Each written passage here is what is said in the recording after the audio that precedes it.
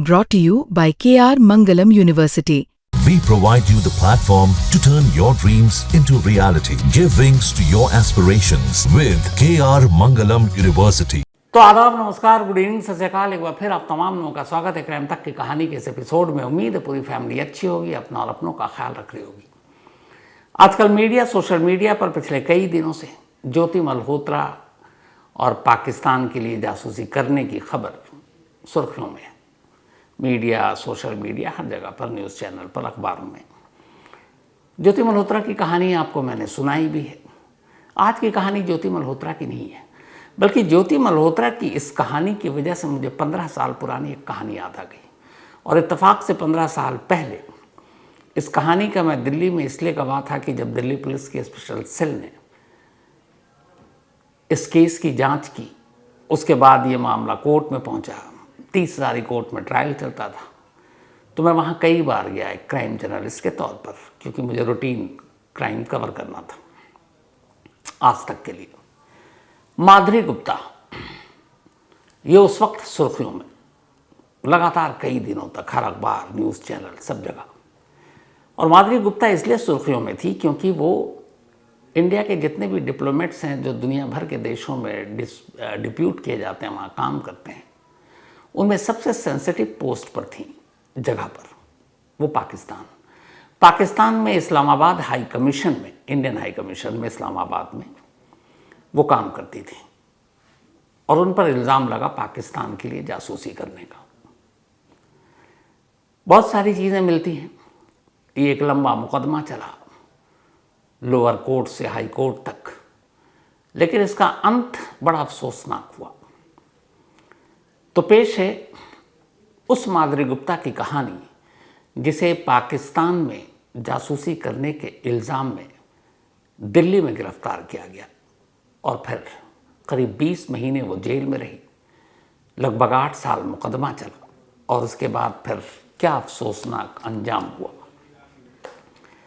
दिल्ली में पैदा हुई माधुरी गुप्ता, एक बस उनका भाई, जब वो दोनों छोटे थे तभी उनके पेरेंट्स की डेथ हो गई थी। तो रिश्तेदारों के नाम पर सिर्फ एक माधुरी गुप्ता और उनके भाई थे। पढ़ने लिखने में तेज़ थी, उन्होंने यूपीएससी क्रैक किया और इंडियन फॉरेन सर्विस में उनकी नौकरी लग गई। भाई भी पढ़ने लिखने में ठीक था, लेकिन वो यूएस चला गया और फिर यूएस में ही सेटल हो गया। अब दिल्ली में माधुरी गुप्ता अकेली थी, अकेली रहा करती थी। वक्त बीता, नौकरी चलती रही, पर उन्होंने शादी नहीं की। करीब 30 साल तक फॉरेन सर्विस के तहत उन्होंने अलग अलग देशों की एम्बेसी और हाई कमीशन में काम किया, जिनमें इराक, लीबिया, मलेशिया, क्रोएशिया, ये सारी जगह थी। तभी 2007 में अचानक माधुरी गुप्ता का ट्रांसफ़र पाकिस्तान की राजधानी इस्लामाबाद में इंडियन हाई कमीशन में कर दिया जाता है। पोस्ट था उनका सेकंड सेक्रेटरी और काम था प्रेस एंड इंफॉर्मेशन ब्यूरो। तो मतलब इस्लामाबाद हाई कमीशन में जाकर उन्हें प्रेस और इंफॉर्मेशन, ये उनके ज़िम्मे काम था। इस काम में भी उनका काम ये था, उन्हें पाकिस्तान ही इसलिए भेजा गया था क्योंकि माधुरी गुप्ता जब वो इराक में रहीं या फिर लीबिया में रहीं, इन सब जगहों पर रहने के दौरान, और उर्दू उनकी बड़ी अच्छी थी। तो अब उस वक्त एक ऐसे शख्स की तलाश थी जिसकी उर्दू पे अच्छी खासी पकड़ हो। माधुरी गुप्ता इसमें फिट बैठती थी और इसीलिए 2007 में उन्हें इस्लामाबाद भेज दिया गया। अब इस्लामाबाद में उन्हें काम ये था कि वो पाकिस्तान से छपने वाले सारे उर्दू अखबारों को डेली देखें और उसकी एक नोट बनाएं, एक रिपोर्ट बनाएं और हाई कमिश्नर, जो अपने इंडियन हाई कमिश्नर हैं, और बाकी सीनियर अफसरों को फॉरवर्ड कर दें, ताकि ये पता किया जा सके कि पाकिस्तान के अखबारों में इंडिया को लेकर क्या चल रहा है। यही उनका काम था, वो अपना काम कर रही थी। अब second secretary press and information तो थी, लेकिन उनके ज़िम्मे कोई सेंसिटिव काम नहीं था, बस उनका काम यही था, एक तो पाकिस्तानी मीडिया को हैंडल करना और उर्दू में छपने वाली खबरों को ट्रांसलेट कर अपने सीनियर अफसर तक पहुँचाना। सब कुछ ठीक चल रहा था। 2009 में अचानक हमारी खुफिया एजेंसी इंटेलिजेंस ब्यूरो और रॉ, रिसर्च एंड एनालिसिस विंग, इन दोनों को एक शक हुआ कि माधुरी गुप्ता इस्लामाबाद में रहकर शायद भारत के खिलाफ जासूसी कर रही हैं। उसकी वजह ये थी कि उन्हें जिन लोगों से मिलना था उसके अलावा भी वो कुछ लोगों से मिलती हैं, कई लोगों के घर डिनर पर भी जाती हैं और कुछ पाकिस्तानी जर्नलिस्ट के साथ उनसे बड़ी नज़दीकी है।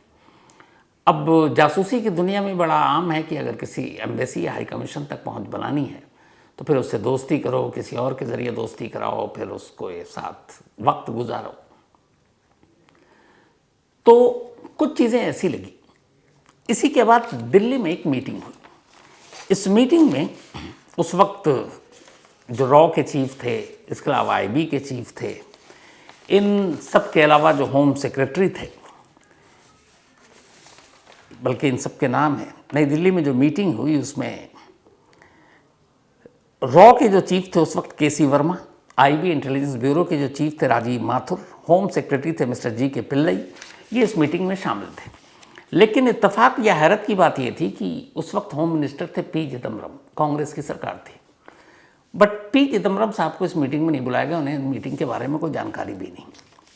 इस मीटिंग में ये हुआ कि कुछ ऐसी चीज़ें हैं जिससे डाउट हो रहा है कि माधुरी गुप्ता जासूसी कर रही हैं। अब इस शक होने की वजह ये थी कि कुछ ईमेल जो उन्होंने अलग आईडी से बनाए थे और उस ईमेल के ज़रिए वो दो लोगों के टच में थी और ये दो लोग पाकिस्तान के थे। इनमें से एक था मुदस्सिर राजा राणा और दूसरे का नाम था जमशेद उर्फ जिम। जिम माधुरी गुप्ता ने ही नाम रखा हुआ था। अब ये दोनों के साथ कुछ मेल और उस मेल पे बड़ी सारी पर्सनल बातें थी। तो ये इसको लेकर नई दिल्ली में मीटिंग हुई रॉ, आईबी और होम सेक्रेटरी की। इस मीटिंग के बाद ये पाया गया कि नहीं, इस्लामाबाद जैसे सेंसिटिव जगह पर एक हमारी अपनी एम्प्लॉई अगर ऑफिस के अलावा इस तरह से मेल कर रही है, बातें कर रही है, और उसमें कुछ ऐसे मेल थे जिसमें ये था कि शायद एम्बेसी में कितने स्टाफ हैं या और भी बाकी ऐसी चीज़ या लोगों के प्रोफाइल, बायोडेटा वो भी थे, ये है, ये दिल्ली से है, ये हैदराबाद से फलाना। अब दुश्मन देश में बाकी तो इन्फॉर्मेशन छोड़िए, अगर किसी एम्प्लॉई का पूरा बायोडेटा भी दे दें, सीवी दे दें, तो वो भी बड़ा ख़तरनाक होता है कई बार। तब इस ईमेल के सबूत के आधार पर इस मीटिंग में तय हुआ कि माधुरी गुप्ता को दिल्ली बुलाओ और दिल्ली बुलाने के बाद उससे पूछताछ होगी। अब अचानक ये भी था कि माधुरी गुप्ता को इस्लामाबाद से दिल्ली बुलाएं तो उसके हैंडलर या बाकी लोगों को डाउट ना हो जाए, शक ना हो जाए, तो फिर कैसे क्या करें। तो उसके बाद ये तय हुआ कि बुलाते तो हैं लेकिन किसी और बहाने से। उसी वक्त एक सार्क समिट था और उस सार्क समिट के लिए भारत तैयारी कर रहा था। ये सार्क समिट भूटान में होना था। तो माधुरी गुप्ता से कहा गया कि इस सार्क समिट में हमें कुछ आपकी ज़रूरत पड़ेगी, मीडिया ब्रीफिंग और बाकी चीज़ों के लिए, क्योंकि आप प्रेस एंड इन्फॉर्मेशन में आपका तजुर्बा है, तो आप नई दिल्ली आइए। और चूँकि जस्ट सार्क समिट से पहले की ये बात थी और इससे पहले ऐसा कई बार हुआ था, माधुरी गुप्ता को शक भी नहीं हुआ और वो दिल्ली पहुंचती हैं 21 अप्रैल 2010 की रात, 21 अप्रैल 2007। आने के बाद वो रात अपने घर पर रहती हैं, दिल्ली में ही उनका अपना घर था। और इसके बाद नेक्स्ट मॉर्निंग वो फॉरेन मिनिस्ट्री के दफ्तर में, विदेश मंत्रालय के दफ्तर में जाकर रिपोर्ट करती हैं। दुनिया भर की जितनी भी एम्बेसी या हाई कमीशन है, ये डायरेक्ट फॉरेन मिनिस्ट्री को रिपोर्ट करता है। और मैंने पहले भी कहा कि इन सब के जो बॉस होते हैं वो होते हैं होम सेक्रेटरी, जो भी मिस्री साहब हैं होम सेक्रेटरी, उस वक्त पिल्लई साहब थे। तो अब ये अगले दिन जाकर रिपोर्ट करती हैं। 21 अप्रैल को रात को लौटी और 22 अप्रैल की मॉर्निंग जब वहाँ जाकर इन्होंने रिपोर्ट किया तो अचानक वहाँ दिल्ली पुलिस के कुछ लोग सादी वर्दी में पहुँचे। ये दिल्ली पुलिस की स्पेशल सेल से थे। स्पेशल सेल के लोग इंतज़ार कर रहे थे। थोड़ी देर के बाद वो लोग माधुरी गुप्ता को बुलाते हैं और अपने साथ चलने के लिए कहते हैं। माधुरी गुप्ता चल पड़ती हैं। उन्हें लोधी कॉलोनी स्पेशल सेल के दफ्तर लाया जाता है और फिर बताया जाता है कि हम आपको जासूसी के इल्ज़ाम में गिरफ्तार करते हैं। 22 अप्रैल 2010 को माधुरी गुप्ता की गिरफ्तारी हुई। 23 अप्रैल 2010 को हमारे देश के हर अखबार में यह खबर फ्रंट पेज पर थी। और उसकी वजह थी कि पाकिस्तान में काम करने वाली इंडियन हाई कमीशन की एक लेडी पाकिस्तान के लिए जासूसी कर रही थी, और वो भी कोई छोटे मोटे पद पर नहीं थी, second secretary press and information. तब माधुरी गुप्ता की उम्र थी 55 ईयर्स, रिटायरमेंट में भी 3-4 साल बाकी थे। अब इसके बाद मीडिया में तमाम तरह की खबरें आनी शुरू हो गई कि क्या जासूसी करती थी, कौन से इन्होंने डिफेंस और बाकी चीज़ों के राज दुश्मन को दिए। अलग अलग सोर्सेज से अलग अलग खबरें चल रही थी, जैसे अभी ज्योति मल्होत्रा की चल रही है। खैर ये सब बीतता रहा। इसके बाद स्पेशल सेल ने एक चार्जशीट दाखिल की अदालत में। उस चार्जशीट में स्पेशल सेल ने कहा कि माधुरी के पास एक ब्लैकबेरी फ़ोन था उस वक्त, मोबाइल, और उनके लैपटॉप। उस फ़ोन और लैपटॉप से उनके कुछ मेल आईडी मिले। उस मेल आईडी में कुल 73 ईमेल थे, 73, जो उनके ऑफिशियल काम के अलावा था। 73 ईमेल्स थे। इन 73 ईमेल्स में से 54 भेजा गया था, यानी 54 ईमेल माधुरी गुप्ता ने भेजा था, जबकि 19 मेल उन्होंने रिसीव किया था। 73 में 54 खुद माधुरी गुप्ता ने भेजा और 19 रिसीव किया। जीमेल का एक एड्रेस था, उस एड्रेस पर। और ये जो 73 के 73 ईमेल थे, ये 2 लोगों को भेजा गया या रिसीव किया गया। उनमें से एक यही राणा, मुदस्सिर राजा राणा, और दूसरा जमशेद उर्फ जिम। अब उसमें यह था कि इस ईमेल में उन्होंने वहाँ इस्लामाबाद हाई कमीशन के स्टाफ या वहाँ रॉ का कौन कौन बंदा है, इससे रिलेटेड सारी जानकारी दी है। अब इत्तेफाक से जब ये सब कुछ चल रहा था, तभी इस्लामाबाद में जो हमारे रॉ के एक मेन बॉस थे, उनका नाम भी लीक हो जाता है कि इस्लामाबाद हाई कमीशन में जो है, क्योंकि स्टाफ के तौर पर सब काम करते हैं। मैंने आपको बताया कि हर एम्बेसी या हाई कमीशन में ज़्यादातर मैक्सिमम स्टाफ जो होता है वो एजेंट ही होता है उस देश का, लेकिन उनका नाम आ गया। अब जब नाम आया तो ये हुआ कि नाम कैसे लीक हुआ, तो ये भी इल्ज़ाम माधुरी गुप्ता पर आया। हालांकि इसके पीछे की और भी बहुत सारी कहानियाँ आई, लेकिन फ़िलहाल इस कहानी को आगे बढ़ते हैं। तो अब ये सारी चीज़ें हो गई। अब जो मोबाइल और बाकी चीज़ें मिली, तो उसमें से कुछ मैसेज भी मिले। अब जब मैसेजेस मिले तो उसके बाद जो कहानी निकल कर सामने आई वो ये कि जो जमशेद था एलियस जिम, उसकी उम्र करीब 30 साल थी, माधुरी गुप्ता से करीब 23-24 साल छोटा था। और एक पाकिस्तानी जर्नलिस्ट जो लेडी थी, उसके ज़रिए मुलाकात कराई गई थी जिम की माधुरी से। ये मिला, फिर इसने कहा कि हम कुछ किताब पर काम कर रहे हैं। अच्छा, माधुरी गुप्ता को पढ़ने लिखने का बहुत शौक़ था और उर्दू किताबें भी पढ़ने का। तो फिर जल्दी दोस्ती हो गई। दोस्ती हुई तो फिर वो दोनों मिलने जुलने लगे। उसके बाद कहा यह जाता है कि माधुरी और जिम के बीच में इश्क हो गया। हालांकि उम्र में 24 साल छोटा था जिम, लेकिन हो गया। अब कई ऐसे मैसेजेस भी आए दोनों, जिसमें इन दोनों के इज़हार मोहब्बत के सबूत भी हैं। एक ईमेल था, बल्कि मैसेज नहीं, ईमेल। एक ईमेल में माधुरी गुप्ता इस मुदस्सिर राणा जो मेन था वहाँ का, और वो मुदस्सिर राणा जो था वो ISI का एजेंट था, लेकिन उसने अपने आप को कुछ और शो करके पेश किया और फिर मिला, जो तरीका होता है जासूसी का, तो वो उसके भी करीब थी, लेकिन मोहब्बत जिम से था।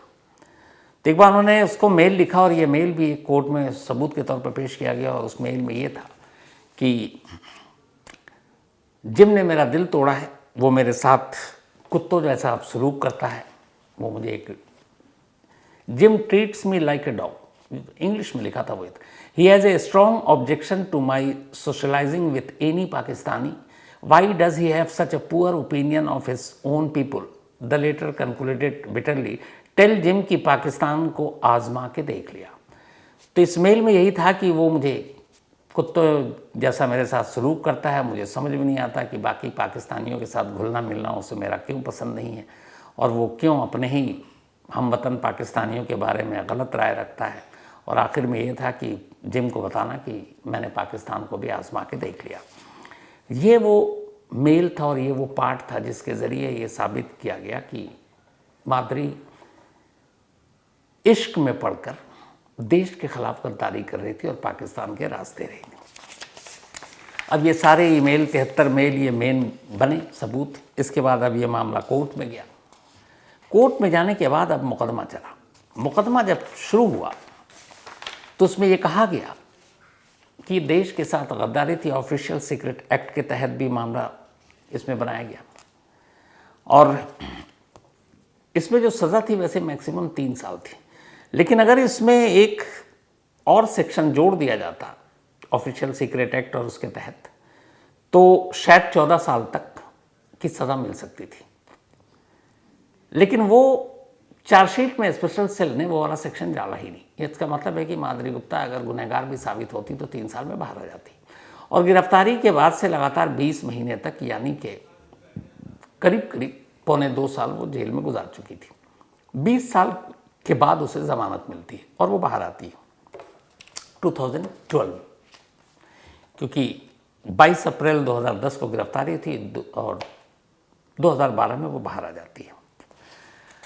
अब जब ये हुआ तो सरकारी वकील को बाद में ख्याल आया, वो पहुंच गया हाई कोर्ट और उन्होंने कहा कि माधुरी गुप्ता ने जिस तरीके के पाकिस्तान जैसे देश में जाकर ये जासूसी की है उसके तहत 3 साल की सज़ा कम है, इसलिए उसको एक सेक्शन लगाना चाहिए और वो सेक्शन था 3/1 C Part 2 and section 5 official secret act 1923। मामला अभी कोर्ट में ही चल रहा है। हाई कोर्ट ने देखा, अपील आई, मतलब अर्जी आई, वो भी ऐसे ही और धीरे धीरे वक्त बीतता गया, केस आगे बढ़ा नहीं। अब सोचिए एक जासूसी का केस वो भी पाकिस्तान में, फिर भी आगे नहीं बढ़ रहा है। बाद में फिर अचानक हाई कोर्ट ने लोअर हाई कोर्ट से कहा कि ठीक है, आपने जो कहा नया सेक्शन ऐड कर दीजिए ताकि मैक्सिमम पनिशमेंट 14 साल हो सके। अब हाई कोर्ट से जब ये सारी चीज़ें आ गई तो अब लोअर कोर्ट में फिर से मुकदमा शुरू हुआ। लोअर कोर्ट में जब मुकदमा शुरू हुआ तो माधुरी गुप्ता ने एक ही चीज़ बार बार कही कि मैंने कोई भी अपने देश से गद्दारी नहीं की, कोई ऑफिशियल सीक्रेट एक्ट, कोई डिफेंस से रिलेटेड कोई ऐसी जानकारी नहीं दी और उसने उन 73 ईमेल का हवाला दिया।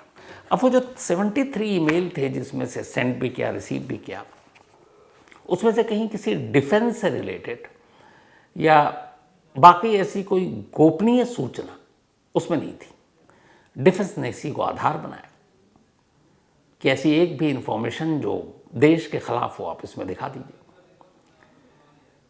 लेकिन हाँ, उसमें यह था कि माधुरी गुप्ता का रिलेशन एक पाकिस्तान के जासूस के साथ था जिसका नाम था जिम। तो कोर्ट का यह मानना था कि जिस पोजीशन पर माधुरी थी, और वो भी कोई नौसिखिया नहीं थी, 30 साल का तजुर्बा था उनको फॉरेन मिनिस्ट्री में अलग अलग देशों के एम्बेसी या हाई कमीशन में काम करने का। तो उन्हें पता था कि उनकी एक लकीर है, इस लकीर को पार नहीं किया जा सकता क्योंकि दुश्मन देश के जासूस हर वक्त वहाँ लगे रहते हैं। तो उन्होंने ये गलती की। उन्होंने पर्सनल ईमेल आईडी से अपने रिश्ते एक तो बनाए और उस रिश्ते के चक्कर में उन्होंने अपनी नौकरी के साथ एक तरह से खिलवाड़ किया। खैर ये मुकदमा चलता रहा और आखिरकार 2018 में दिल्ली की कोर्ट ने अपना फैसला सुनाया और इस फैसले में कोर्ट ने माना कि माधुरी गुप्ता ने अपने पद का दुरुपयोग किया। उन्हें जो जिम्मेदारी सौंपी गई थी उस जिम्मेदारी से बढ़कर उन्होंने आगे जाकर ये काम किया कि वहाँ के जो लोग थे जो जासूस के भेष में थे उनके साथ रिश्ता रखा और उनमें से एक का इश्क हुआ, मतलब इश्क भी किया। तो वो जिस जिम्मेदार पद पर थी यहाँ पे ये गवारा नहीं, क्योंकि बहुत सेंसिटिव पोस्ट होता है।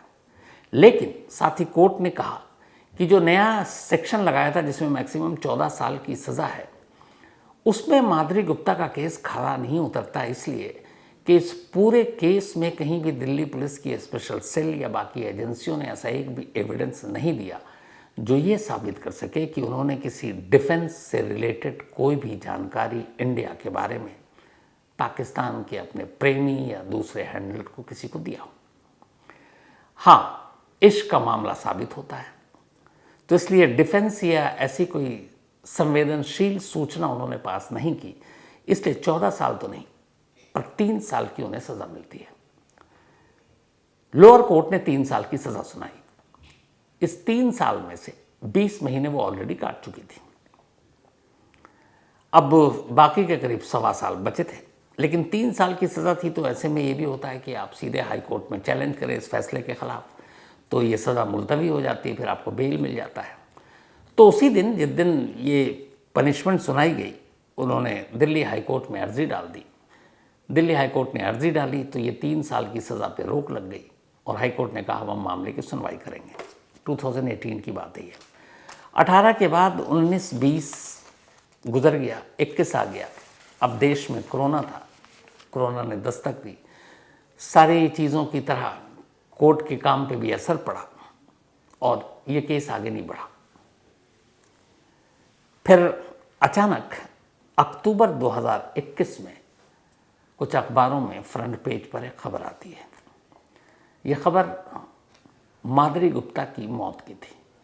असल में माधुरी गुप्ता जब यहाँ पहुँची, भाई तो अमेरिका में था, अकेली, कोई और परिवार में था नहीं, तो वो राजस्थान की एक जगह पर अकेली रहा करती थी और गुमनामी की ज़िंदगी जी रही थी। और फिर उसी गुमनामी की ज़िंदगी में जो उनके एक वकील थे, ये अक्टूबर 2021 की बात है, भिवाड़ी में वो रहा करते थे और भिवाड़ी में ही उनकी मौत हुई। और इस मौत की खबर अगले दिन आई उस वकील के ज़रिए जो वकील माधुरी गुप्ता का केस लड़ रहे थे। तो 2021 में माधुरी गुप्ता की मौत हो गई। हाई कोर्ट का फैसला कभी आया नहीं, लोअर कोर्ट ने उन्हें अक्यूज़ माना, 3 साल की सज़ा दी थी। मौत की खबर हाई कोर्ट तक पहुंची। हाई कोर्ट ने अब उस केस को फिर क्लोज़ कर दिया, क्योंकि अक्यूज़ड ही नहीं है तो आगे केस क्या चलेगा। केस क्लोज हो गया, लेकिन कई सवाल अपने पीछे छोड़ गया। पहला ये कि अगर ये इतना सीरियस मैटर था तो सिर्फ 3 साल की सज़ा क्यों, 14 साल क्यों नहीं? जब 14 साल के लिए दोबारा कहा गया ये सेक्शन जोड़ो, और ख़ुद कोर्ट ने रिजेक्ट कर दिया कि एक भी एविडेंस नहीं मिला सिवाय इश्क के। दूसरा, कहते हैं इसमें 2 बाकी कहानियाँ आई। वो ये, माधुरी गुप्ता ने भी अपने बचाव में ये कोर्ट में कहा था। उन्होंने कहा कि जब वो इस्लामाबाद में पोस्टिंग हुई तो वहाँ के जो स्टाफ थे सीनियर, उनमें से कुछ लोगों के साथ उनकी बनी नहीं किसी बात पर शुरुआत में ही लड़ाई हो गई और उसके बाद से लगातार रिश्ते ख़राब थे। और इस ख़राब रिश्ते की वजह से उन्हें जानबूझकर झूठे मामले में फंसाया गया। दूसरी कहानी ये थी कि इस पूरे मामले में आईबी और रॉ, इन दोनों की आपस में लड़ाई थी उसी एम्बेसी में इन्फॉर्मेशन को लेकर। अच्छा, ये एजेंसियों में आपस में तालमेल ना होना, लड़ाई होना, ये आम बात है। तो इन दोनों के बीच भी लड़ाई थी। कहते हैं कि जब माधुरी गुप्ता को दिल्ली बुलाया गया, उसके नेक्स्ट डे वहाँ पे जो रॉ के लिए मेन अफसर थे, हमारे काम कर रहे थे, उसका नाम किसी हमारी एजेंसी ने ही लीक कर दिया था कि ये है वहाँ पर, और वो बड़ी उस वक्त भद पिटी थी। तो 2 एजेंसियों की लड़ाई, माधुरी गुप्ता की वहाँ के स्टाफ के साथ अनबन, ये 2 अलग अलग कहानियाँ थी। लेकिन जो सबसे सॉलिड कहानी थी वो यही थी कि सचमुच माधुरी गुप्ता को उस जिम से प्यार हो गया था। उम्र में 25-24 साल छोटा, लेकिन प्यार हो गया। और ये भी था कि वो उससे शादी करना चाहती थी, और ये भी था कि शादी के बाद वो इस्तांबुल में जाकर दोनों बसना चाहते थे। लेकिन एक पाक का जासूस पाकिस्तानी और एक हाई कमीशन की एम्प्लॉई, ये काम हो नहीं सकता था। तो माधुरी गुप्ता की मौत के बाद, और चूंकि ये सिर्फ लोअर कोर्ट तक गया, अभी हाई कोर्ट और सुप्रीम कोर्ट की बारी थी, वहाँ तक ये मामला पहुँचा नहीं, इसलिए असल में माधुरी गुप्ता की सच्चाई क्या है? क्या वो सच में जासूस थी? क्या सच में उसने खुफिया जानकारी पाकिस्तान के साथ साझा की, या सिर्फ ये एक सीधा और सिंपल इश्क का मामला था? क्या इसमें एजेंसियों की लड़ाई थी? क्या स्टाफ के साथ आपसी भेदभाव? बहुत सारे सवाल थे और ये सारे सवाल लगातार मीडिया में उठते रहे, उठाए जाते रहे, लेकिन इनमें से किसी भी सवाल का जवाब कभी सामने नहीं आ पाया। उसकी वजह ये है कि जो इसमें मेन कैरेक्टर माधुरी गुप्ता, उन्हीं की मौत हो चुकी है। तो कहानी में फ़िलहाल इतना ही, लेकिन कहानी ख़त्म करूँ उससे पहले वही अपना सिलसिला। आज सुजाता परिदा, इनका बर्थडे है, हैप्पी बर्थडे सुजाता जी। और ये मेजर जनरल वुदेव परिदा जी की पत्नी है। भेजा है अक्षय जैना जी ने। साथ ही समीर अहमद खान, इनका भी आज birthday, happy birthday Sameer. BMD Nair, इनका भी आज बर्थडे, हैप्पी बर्थडे नायर साहब। और ये भेजा जितेंद्र कुमार शर्मा ने। साथ ही उषा सिंह जी एंड RN सिंह जी, इन दोनों की एनिवर्सरी, ऊपर से 50वीं मतलब गोल्डन जुबली। तो अंकल आंटी, आप दोनों को हैप्पी एनिवर्सरी। आप हमेशा यूं ही ऐसे ही साथ रहें, अच्छे रहें, खुश रहें। और परिचय दे दूं मैं उषा जी और RN सिंह जी की। ये हमारे अमित सिंह, पूरी क्राइम तक फैमिली मेंबर जानती है, हम सबके पीछे की ताकत वही हैं, हमारे वीडियो एडिटर के चीफ हेड, और मैं हमेशा उनको चीफ ही बुलाता हूँ। तो उनके पेरेंट्स हैं और अभी उन्होंने पार्टी भी की और डबल धमाका था अमित भाई के लिए, क्योंकि अंकल आंटी के अलावा वीरेंद्र, बल्कि वंदना सिंह एंड उत्कर्ष सिंह, इन दोनों की भी एनिवर्सरी थी, इनकी कल थी। तो और ये अमित सिंह साहब के छोटे भाई हैं उत्कर्ष। तो वंदना एंड उत्कर्ष, हैप्पी एनिवर्सरी आप दोनों को भी। और अंकल आंटी, आपको दिल से दुआ, आप हमेशा अच्छी रहें, ऊपर वाला आपको अच्छा रखे, सेहत दे और खुशियाँ दे, और आप दोनों हमेशा साथ रहें। और अंकल आंटी के लिए AI का बहुत खूबसूरत वीडियो भी बनाया सिंह साहब ने, कमाल है वो, एक ऐतिहासिक है, अच्छा लगा देखकर मुझे भी। इसके अलावा आज तेजस्वी राज सिंह ठाकुर, इनकी भी एनिवर्सरी है, पर ये अकेले ही बनाएंगे शायद, क्योंकि पत्नी का नाम तो भेजा नहीं, डांट खाई अब आप। कोई बात नहीं, तेजस्वी राज सिंह साहब, आपको और आपकी धर्मपत्नी को हैप्पी एनिवर्सरी। इसके अलावा कनिष्का और धर्मेंद्र साहिनी, इनकी भी आज एनिवर्सरी है। तो Kanishka and Dharmendra, happy anniversary आप दोनों को भी। और ये भेजा है समीर ने। इसके साथ कहानी में आज इतना ही है। अब आपसे मुलाकात होगी कल रात 9 बजे किसी नई कहानी के साथ। तब तक अपना और अपनों का ख्याल रखिएगा। Thank you very much.